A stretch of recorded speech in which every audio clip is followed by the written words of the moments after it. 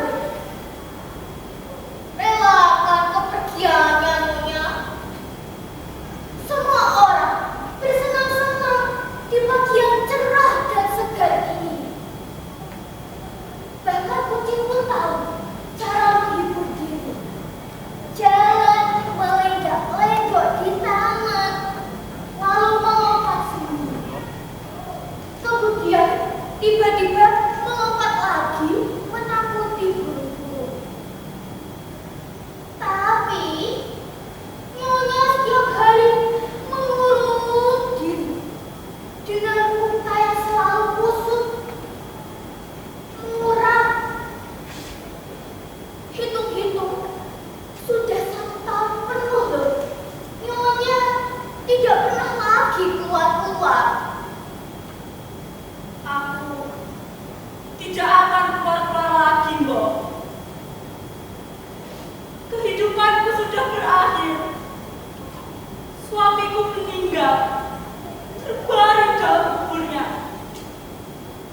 Dan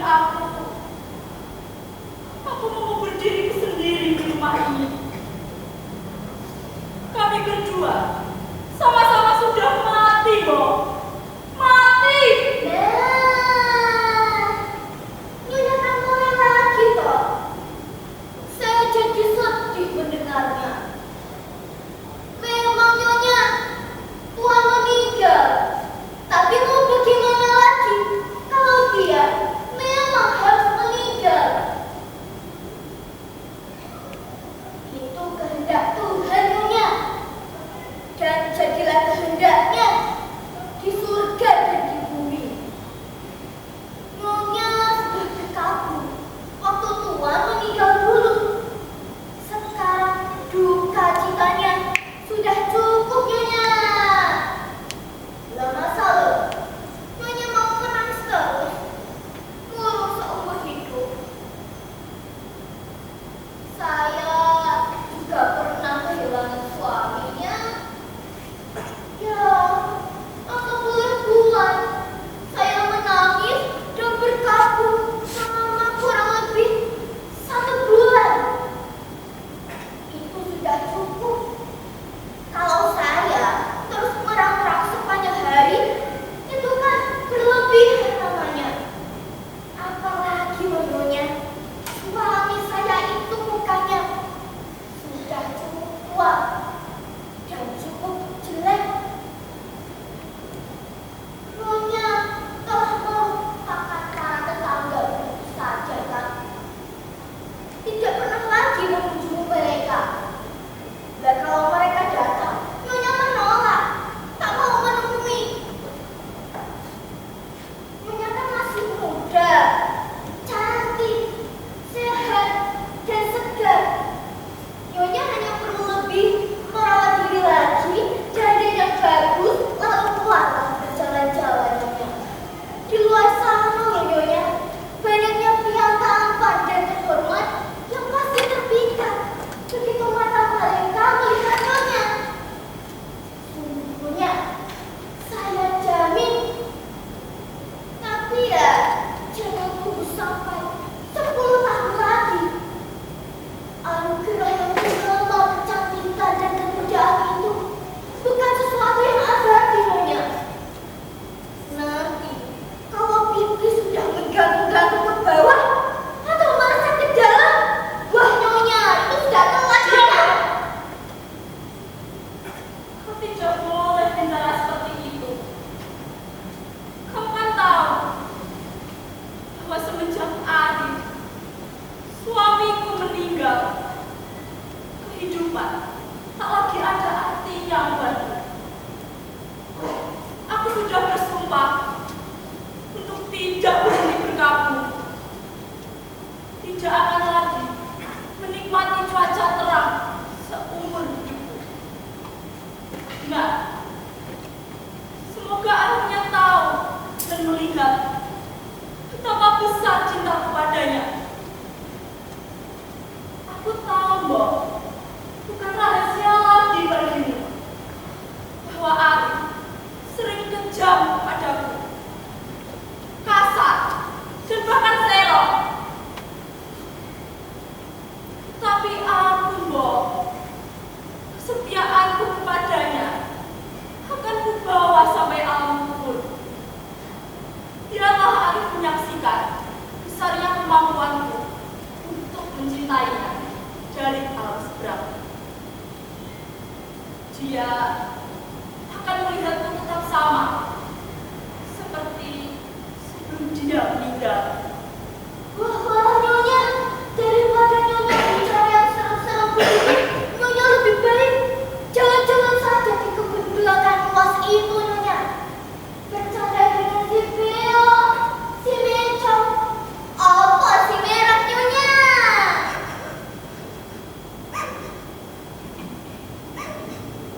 Loh, Nyonya, ada apa toh? Mengapa jadi menangis begini,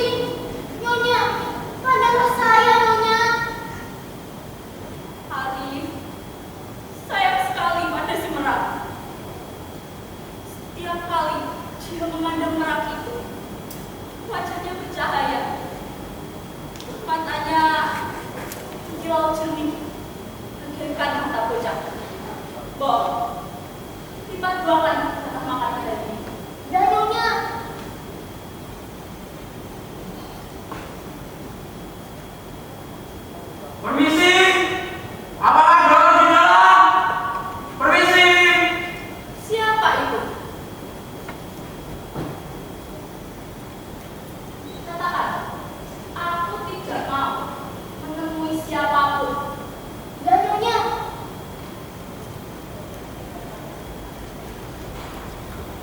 Lihatlah Arif, lihatlah. Tanpa bisa, aku mencintai dan memaafkan. Cintaku hanya akan berakhir ketika hidupku di dunia ini berakhir. Apa kau tidak malu dengan dirimu sendiri? Aku, wanita baik-baik, istri yang setia. Aku mengurung diri dan setia sampai mati. Sedangkan kau, hei Pak Guru, kau mengibuli aku. Ada main sana sini. Sedangkan aku kau diamkan. Tinggalkan berminggu-minggu. Nyonya, ada orang mencari Nyonya. Dia mau ketemu dengan Nyonya. Kan sudah aku bilang loh, aku tidak mau menemui siapapun setelah suamiku meninggal. Sudah Nyonya, saya sudah bilang begitu, tapi dia tidak mau tahu. Persoalannya penting sekali katanya. Aku tidak akan menemui siapapun. Itu sudah saya katakan padanya berulang kali, tapi kayak saya tahu dia itunya, dia malah memaki-maki saya dan menggasak saya. Lalu masuk, sekarang dia sudah di situ Nyonya. Kurang ajar. Suruh dia ke sini. Ya Nyonya.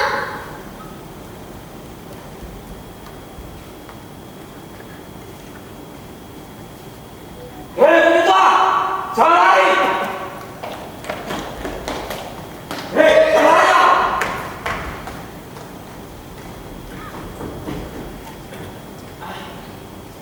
Nyonya, izinkan saya memperkenalkan diri kepada Nyonya yang terhormat. Perkenalkan, nama saya Gugur. Dan saya pernah menjadi tentara. Saya sebagai penggabung Nyonya karena ada suatu urusan yang sangat penting. Ada apa ya?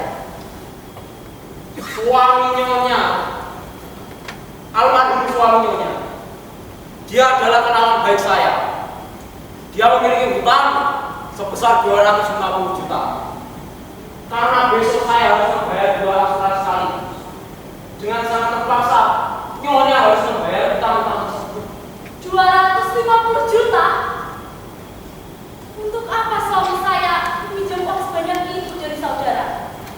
Ya macam-macam Nyonya. Yang jelas, dia sering memberi gula, pasir, minyak, tanah dengan cara berhutang.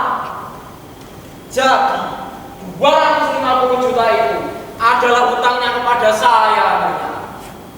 Kalau memang Arif meminjam uang dari saudara, tentu saja saya akan mengembalikannya. Hanya saja saya meminta maaf karena saat ini saya sedang tidak punya uang. Oh iya, besok lusa, ya besok lusa, terus saya punya uang dari penjualan hasil bumi. Selain itu, ini persis 7 bulan setelah kematian suami saya. Dan suasana hati saya sedang tidak mengizinkan saya untuk mengurus soal-soal keuangan. Tapi Nyonya, suasana kantong saya membuat saya sudah dapat orang itu segera. Lah kalau tidak saya bangkrut Nyonya. Saudara akan menerima uang saudara lusa. Saya membutuhkan hari ini, bukan lusa. Maaf yang sebesar-besarnya.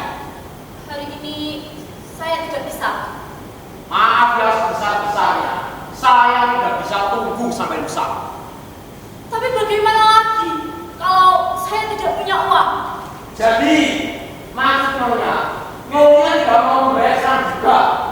Saya tidak bisa. Itu jawabannya yang terakhir. Ya, itulah. Betul. Betul. Pasti. Pasti. Bagus, Mbak. Hebat. Terima kasih. Bagaimana saya tidak marah-marah dalam perjalanan sini? Aku bertemu seorang kenalan. Dia berkata, "Hei, kenapa kau itu selalu marah-marah, uring-uringan sepanjang waktu?" Bagaimana saya tidak marah-marah kalau saya harus menghadapi orang saya perutnya macam ini? Pagi-pagi kemarin, pagi-pagi buta, saya berkeliling menagih hutang. Tapi, astaga, tidak ada seekor pun yang mau bayar. Coba, apa pantas? Kemudian, saya sampai kemari 37 kilo dari rumah, berharap mendapatkan uang saya kembali. Tapi saya malah disambut dengan suasana hati yang tidak mengizinkan menyelesaikan keuangan. Alah, betul. Bagaimana saya tidak marah-marah? Saya rasa saya telah menjelaskan kepada Tuan. Lusa, setelah saya menerima uang dari penjualan cengkeh dan tembakau, uang saudara akan segera saya kembalikan. Ah, setan! Saya tidak ada urusan dengan tembakau dan cengkeh ya. Maaf ya saudara, saya tidak terbiasa dengan kata-kata kasar ataupun nada-nada bicara yang semacam itu. Saya tidak mau mendengarnya lagi. Hei, Nyonya! Hebat, hebat. Hebat sekali bukan dalih yang diajukan. Suasana hati. Alah-alah. Suaminya kan sudah mati 7 bulan yang lalu. Orang boleh saja bersedih, tapi bagaimana dengan kepentinganku? Aku harus membayar 2 angsuran sekaligus, dan 2 orang akan datang menagih. Nyonya yang terhormat, aku tahu suami Nyonya meninggal, Nyonya sedang berduka cita, dan tembakau Nyonya belum terjual. Tapi katakan, saya mesti bagaimana? Apa saya harus malah berdiri-diri ketika 2 penagih datang? Hah? Katakan. Kalian tahu tidak? Kemarin aku menagih Herman. Kata istrinya, dia sudah pergi. Kemudian aku menagih Daros. Dia malah bersembunyi. Lucio malah mengajakku bertengkar. Hampir-hampir kulempar dia dari jendela. Blasius bilang dia sudah sakit perut 1 bulan. Dan yang satu ini terserang suasana hati. Ah, sialan. Tidak ada satupun yang membayar.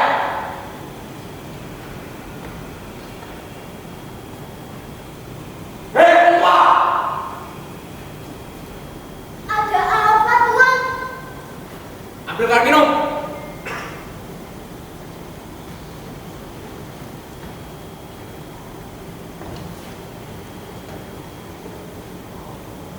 Coba, di mana logikanya? Aku sangat kepepet membutuhkan duit dan dia tidak mau bayar karena terserang suasana hati yang tidak mengizinkan menyelesaikan persoalan keuangan.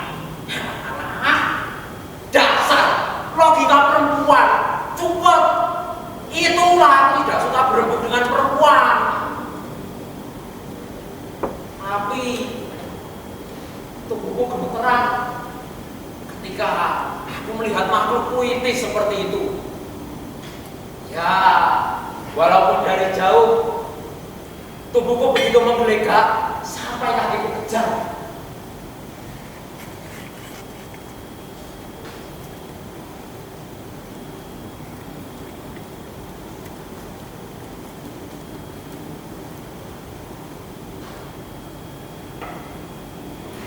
Nyonya sedang tidak enak badan dan sedang tidak terima tamu. Wah!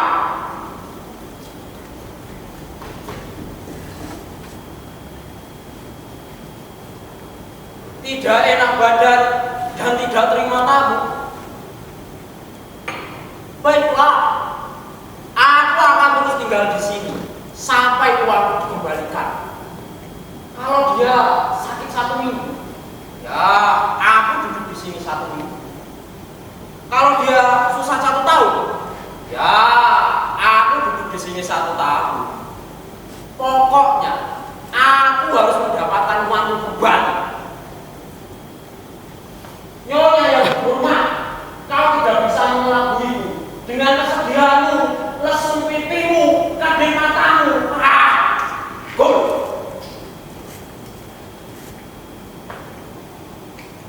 Penampilanku memang tidak karuan ya. Penuh debu, sepatu kotor, rambut acak-acakan. Pastinya nyonya menganggapku sebagai gelandangan saja.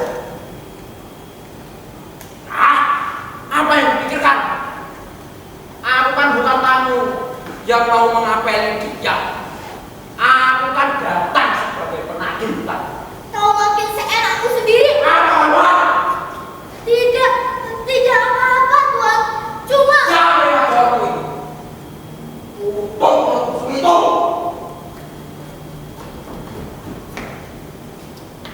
Rasanya seperti ingin meremas dunia sampai hancur. Hei, jelek! Tuan, saya sungguh tidak terbiasa selama beberapa waktu ini untuk mendengar suara manusia. Saya ingin hidup menyepi dan saya tidak tahan mendengar teriakan. Saya mohon dengan hormat dan sangat, janganlah Tuan mengganggu ketenteraman hidup saya. Kembalikan uangku dulu, Nyonya. Nanti saya akan segera pergi. Sudah saya katakan kepada Tuan yang terhormat dengan bahasa yang jelas dan lugas bahwa saat ini saya sedang tidak punya uang. Tunggulah sampai besar. Dan dengan rasa hormat yang sebesar-besarnya, dan sudah saya katakan dengan bahasa yang jelas dan lugas pula, saya membutuhkan hari ini, bukan lusa. Tapi apa yang bisa saya lakukan kalau saya tidak punya uang untuk melunasi Tuan? Jadi, maksud Nyonya tidak mau membayar secara juga. Saya tidak bisa. Baiklah, aku akan terus tinggal di sini sampai uangku dikembalikan. Nyonya ingin membayar lusa. Hai, aku akan terus duduk di sini sampai uangku dikembalikan. Tapi ingat ya, besok saya akan harus membayar 2 surat sekali. Ya tidak. Apa Nyonya pikir saya itu cuma melucu, bikin-bikin? Tuan, mohon untuk tidak berteriak-teriak. Ini bukan kandang kuda. Ini bukan soal kandang kuda, Nyonya. Besok saya akan harus membayar 2 angsuran sekaligus. Ya tidak. Saudara ini tidak tahu ya bagaimana seharusnya berbicara di hadapan seorang wanita. Aku tahu. Aku tahu benar bagaimana harus berperilaku di hadapan wanita. Sama sekali tidak. Saudara ini kasar dan tidak tahu sopan santun sama sekali. Pria baik-baik tidak akan berbicara dengan bahasa semacam itu pada wanita. Oh, ini baru kejutan. saya bicara dengan bahasa yang bagaimana? Bahasa Prancis mungkin? Baiklah, Madame Sibufri. Saya sangat bahagia ketika nyonya tidak membayar saya. Maka saya nyonya yang sudah mengganggunya. Alangkah sejuk udara pada pagi hari itu. Pakaian berkabung yang nyonya kenakan itu sangat cocok dan pantas untuk nyonya. Itu kasar. Tolong. Sama sekali tidak lucu. Itu kasar, tolol, sama sekali tidak lucu. Aku tidak bisa menghadapi wanita. Katanya, dengar, aku banyak sekali mengenal wanita dari lekuk-liku mereka. Banyak sekali, lebih banyak dari burung gereja yang pernah nyonya yang sepanjang hidup. Aku pernah tolol dan konyol, sentimental menghadapi wanita, rayu-rayu, melimpahkan segala pujian. Aku pernah bercinta dengan duka dan lara, berkeluh kesah dan berbelah. Aku pernah bercinta dengan gairah semangat, dengan birahi yang menggila. Aku juga pernah berkicau seperti burung kutilang, ngomong tentang emansipasi wanita. Dan separuh harta ku habiskan untuk memanjakan emosi kemesraanku. Tapi sekarang, oh jangan harap 100 perakku tidak akan bayar untuk itu semua. Nanti dulu. Yang ku maksudkan itu bukanlah perempuan dandanan putih, tapi semua wanita, dari yang muda sampai tua, semua sama saja. Semua itu munafik, penipu paling penting. Tapi maaf, biasanya ininya payah, tumpul, tidak bisa logis. Laki-laki saja ketika melihatnya pasti terpana, gandrung, mabuk. Alangkah halus, mulus, belundus bagaikan dewi suci. Tapi coba saja intiplah pikiran dan hatinya. Apa yang dilakukan? Apa? Buaya itu juga. Nanti dulu, saya belum selesai. Dan yang paling menjengkelkan, buaya itu merasa dialah yang memonopoli penghayatan akan cinta dan kemesraan. Asem. Nyonya bisa menggantung saya dengan kepala di bawah dan kaki di atas. Kalau nyonya bisa menunjukkan perempuan yang benar-benar mencintai laki-laki. Perempuan kan hanya ingin memanfaatkan dan memperbudak laki-laki kan. Maaf.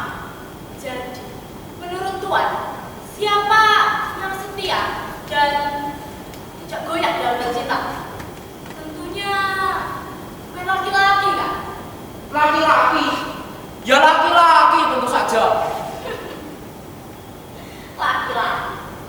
Laki-laki bisa setia dan tidak goyah dalam bercinta.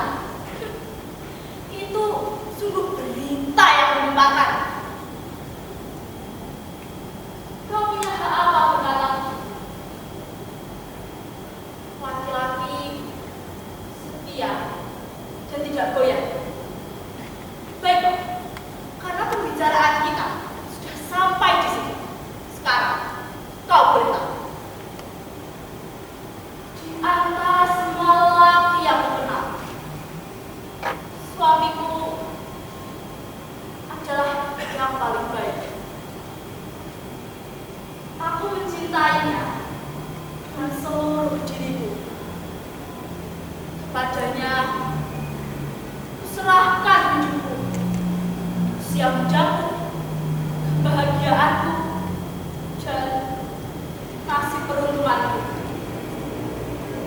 Aku mengagumi dia, memuja dia sampai seperti menyembah berhala. Lalu, kau tahu apa yang terjadi banyak budiman? Lelaki terbaik di antara semua lelaki itu menipu dan mengkhianati aku setiap kali ada kesempatan. Setelah dia meninggal, kutemukan surat cinta, satu laci penuh dari begitu banyak wanita lain. Sementara ketika dia masih hidup, aku sering dia tinggalkan sendirian. Berminggu-minggu lamanya. Dia berjumpa dengan wanita lain di depan mataku. Dan jelaslah bahwa dia tidak pernah mencoba setia padaku. Dia terus-teruskan waktu dan menertawakan perasaanku kepadanya. Meskipun dia begitu busuk, aku tetap mencintai dia, tetap setia kepadanya. Bahkan lebih dari itu, walaupun dia sudah meninggal, aku tetap setia dan tidak pernah menyeleweng. Kukuburkan diriku di antara tembok-tembok itu buat selamanya. Dan aku tidak akan pernah melepas pakaian berkabung ini sampai hari kematianku. Pakaian berkabung? Aduh, lucu betul kayaknya. Kau kira aku ini tidak tahu kenapa kau mengenakan pakaian aneh seperti itu dan tidak pernah keluar dari rumah? Aku tahu nyonya. Alangkah misterius, puitisnya. Nanti akan ada mahasiswa-mahasiswa yang datang, anak-anak muda yang belum berpengalaman, melihatmu dari ambang jendela. Ya,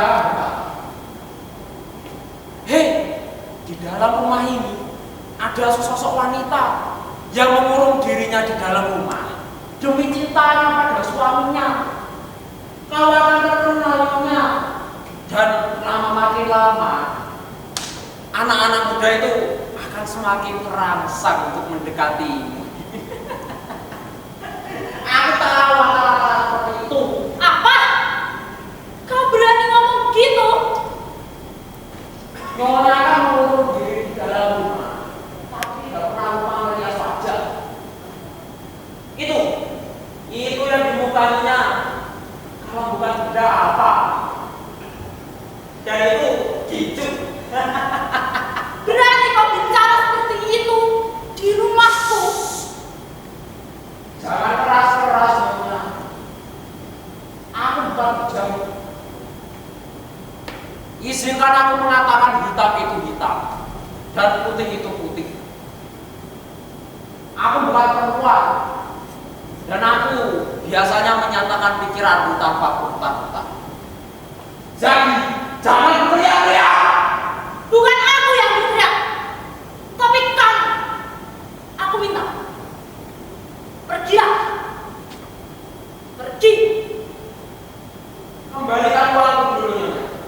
Nanti saya akan segera. Aku tidak akan membayar. Kau harus. Tidak bisa. Pergi dan tinggalkan rumah ini. Karena kau bukan tunangan dan juga bukan guru kerja. Kau tidak usah berlaku macam-macam. Aku tidak suka. Kau masih berani duduk? Berani? Ada apa? Berani? Aku minta saudara pergi.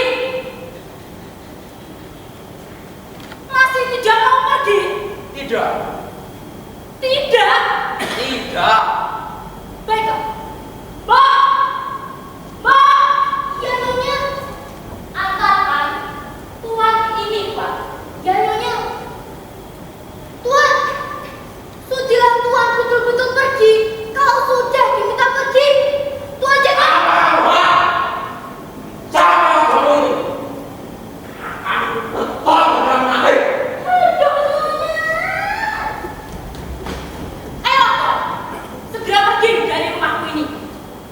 sedikitlah sopan. Kau ini memang kerbau. Babi.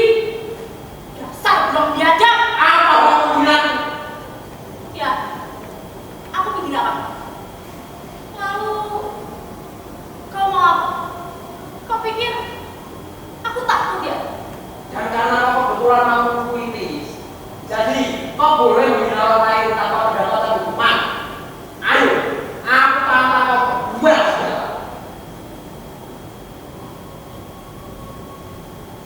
Cuma karena kepalamu yang besar dan bisa meraung-raung kayak kerbau disembelih. Lantas, kau pikir aku takut ya? Hei kerbau, beruang! Setan, saya tidak akan membiarkan satu orang pun menghina. Ayo, aku tantang kau berdua saja. Mentang-mentang kau ini makhluk lemah, jadi aku tidak tega. Kau menantang aku berduel? Ya, duel. Sekarang juga. Sekarang, almarhum suamiku memiliki koleksi beberapa senjata. Aku akan mengambil. Tunggu di sini. Akan bidik dia seperti membidik ayam. Dikiranya aku ini remaja yang sentimental. Tuan, jangan Tuan, kasihanilah saya, orang tua ini. Pergilah segera Tuan. Tadi Tuan memecah saya sampai jantung saya mau copot. Dan sekarang Tuan malah mau berduel pistol. Ya, berdua antara laki-laki dan perempuan. Ini yang namanya persamaan hak, emansipasi. Demi prinsip, aku harus menembak mati dia. Oh Tuan, aku mohon Tuan, pergilah Tuan. Aku akan mendoakan Tuan naik haji. Kalau belum bisa naik haji ya, umrah dulu Tuan. Aku janji Tuan, aku janji. Ini wanita idaman, bukan wanita modelan yang lemah, yang hanya bisa merengek-rengek, mendesak, melenggu-lenggu. Tapi sayang, aku harus membunuhnya. Oh Tuan, pergilah, pergi Tuan, pergilah. Aku senang padanya. Itu jelas wanita yang penuh pesona.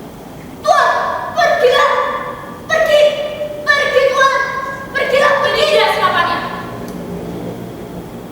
Astaga Tuhan, bagaimana ini?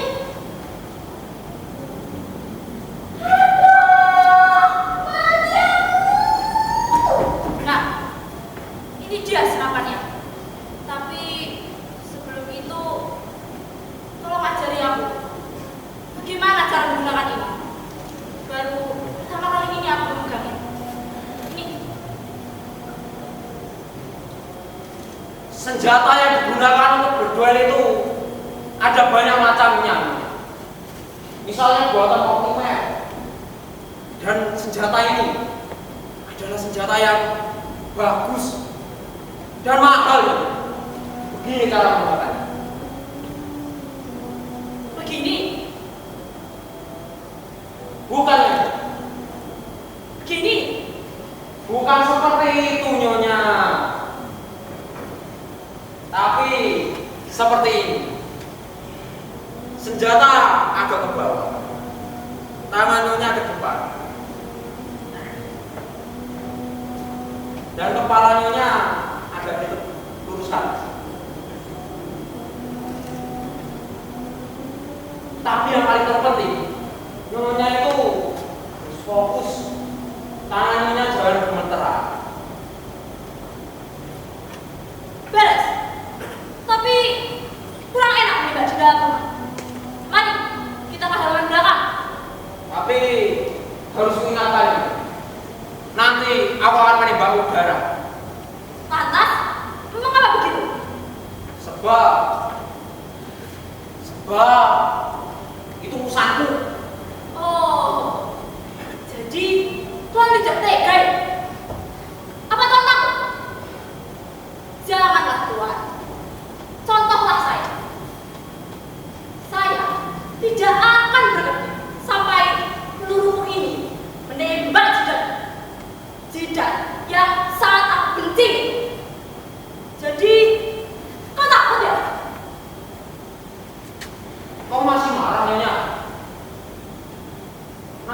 Jujur, aku juga marah besar. Tapi bagaimana ya? Terus terang saja, jadi Jangan dekat!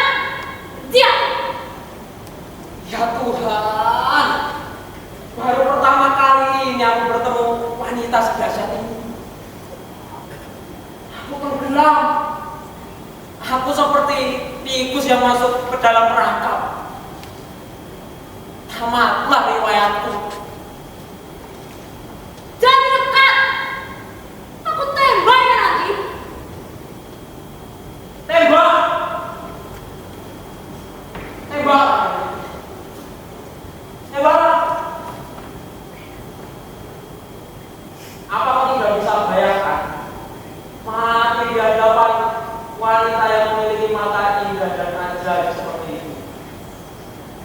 Ditembak oleh wanita yang memiliki tangan halus dan halus. Aku tidak bisa berpikir. Pikiranku macet. Nyonya, kau harus membuat keputusan. Aku berasal dari keluarga yang baik-baik.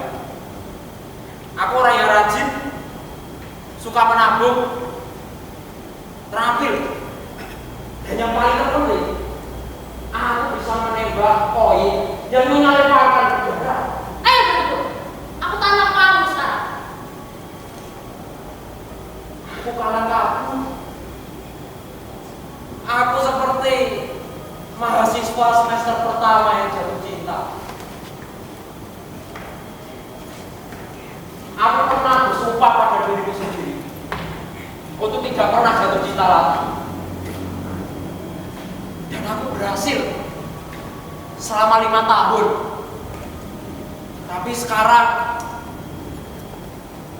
aku tidak berkutik. Nyonya, aku jatuh cinta padamu. Bolehkah aku melamar? Oh, baiklah. Tunggu sebentar. Bagaimana? Tidak apa. Pergilah kamu pergi. Tapi tunggu sebentar. Tidak, aku benci melihatmu. Pergilah. Selamat tinggal. Tapi tunggu dulu. Kau tidak tahu betapa marahnya aku. Jari-jariku sampai kesemutan memegang benda jahanam ini. Mengapa masih duduk di situ? Keluar! Tapi tidak apa-apa. Pergilah. Pergi sana. Tapi pergilah. Tapi pergi sana. Keluar.